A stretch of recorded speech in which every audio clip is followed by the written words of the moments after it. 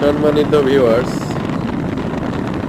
আমরা ঢাকা রাজশাহী হাইওয়ের পাশ দিয়ে যাচ্ছিলাম সিরাজগঞ্জ। সেই মুহূর্তের কিছু মনোরম পরিবেশ,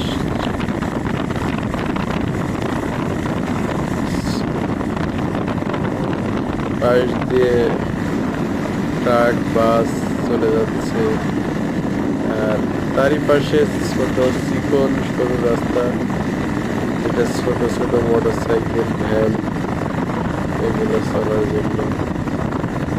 অনেকদিন পর একটু ঘোরাঘুরিতে